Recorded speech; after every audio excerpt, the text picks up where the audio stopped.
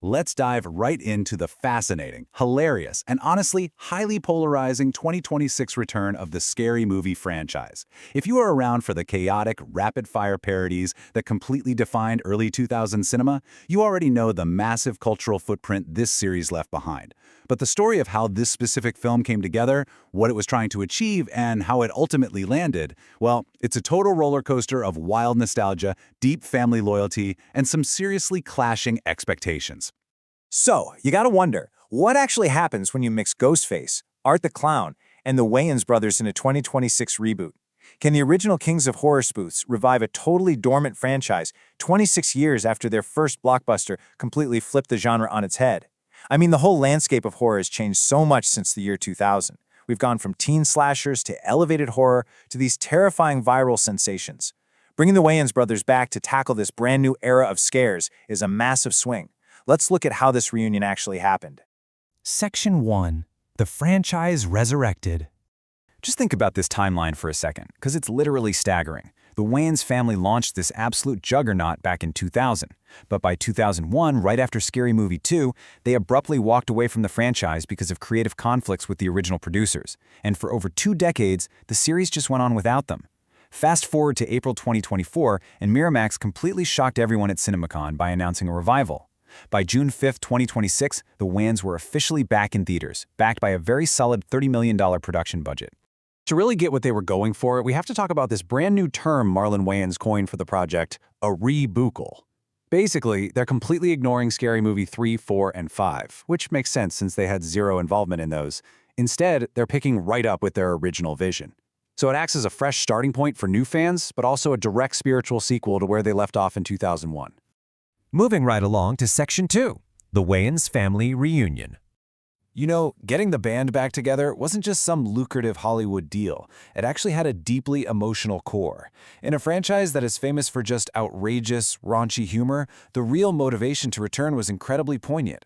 Marlon Wayans revealed that 2 huge factors drove their comeback. First, the downfall and exit of original producers Bob and Harvey Weinstein, which finally cleared the path for the Wayans to have total creative control. And second, a promise they made to their late father, Howell Stoughton Wayans, right before he passed away in 2023. He really wanted to see his sons working together again on screen, making this whole movie a genuine family tribute. And man, they brought out the heavy hitters for this. Filming down at Tyler Perry Studios in Atlanta, they put together this massive ensemble cast that perfectly balances nostalgia with modern comedy. You've got returning legends like Marlon and Shawn Wayans, Anna Faris back as Cindy, and Regina Hall back as Brenda. And they're sharing the screen with fresh comedic faces like Heidi Gardner, Kenan Thompson, who famously does this hilarious parody of Michael Jackson in the film, and even Damon Wayans Jr., keeping that family involvement going strong. Now, let's talk about the story plot, because this is where the movie gets really clever. The actual on-screen story completely mirrors that real-life, behind-the-scenes reunion we just talked about. The plot directly follows Cindy, Brenda, Ray, and Shorty being forced back together after 26 years apart. And why? Because the exact same masked killer from the very first film has miraculously resurfaced. The whole story hinges on these legacy characters navigating their shared, traumatic, and completely ridiculous past, all while facing a villain who hasn't aged a single day since the year 2000. It's essentially the ultimate high school reunion gone horribly, violently wrong. All right, Section 3. A meta-horror spoof. Obviously, a Scary Movie explainer has to talk about the chaotic parodies. In this movie, it furiously spoofs over a decade of modern box office horror hits. We're talking the killer AI in M3 again, the creepy marketing of Smile, and the indie prestige of stuff like Longlegs and The Substance. They even go after Terrifier 3 with this totally wild scene where Art the Clown blows up a mall. Fun fact, that scene was actually removed initially, but they bravely reinstated it for the final edit.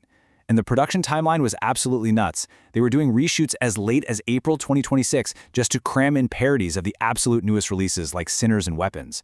They wanted it to be as topical as humanly possible. And get this, they crammed that staggering mountain of pop culture references into a tight, relentless 96-minute running time. In comedy, pacing is everything, right?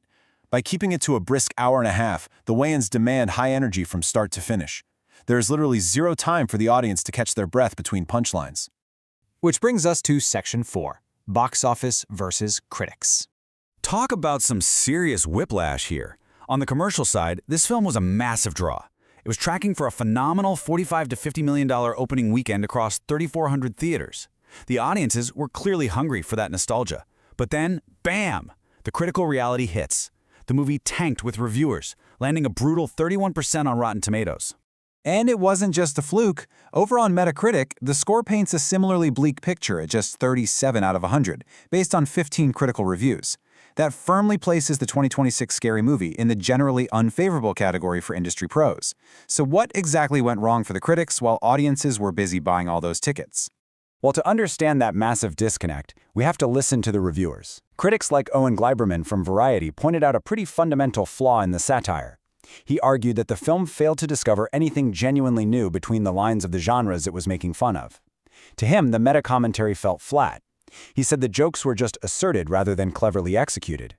Basically, just pointing at a horror movie trend isn't the same thing as actually making a good joke about it. Ouch, right? And David Rooney over at The Hollywood Reporter delivered an even more biting review. He actually noted that the opening scene showed promise, which is, a staple of the Scary Movie franchise, but then he argued the entire reboot goes completely downhill from there. He felt it lacked fresh inspiration and that the franchise should have been, quote, left for dead. It's a really harsh assessment, suggesting that maybe this specific 2000s style of spoof comedy just doesn't translate perfectly to modern movies. So, we've seen the impressive timeline, those super heartwarming family motivations, a brilliant story plot that reunites the original characters, and that massive, massive divide between ticket sales and critical reviews. I want to leave you with this final thought for our explainer today. Can the sheer power of 2000s nostalgia, a feel-good cast reunion, and a massive opening weekend successfully resurrect a comedy genre that critics clearly feel belongs in the past? It's a fascinating divide, and it is definitely going to shape how Hollywood approaches the spoof genre moving forward. Thanks so much for joining me today.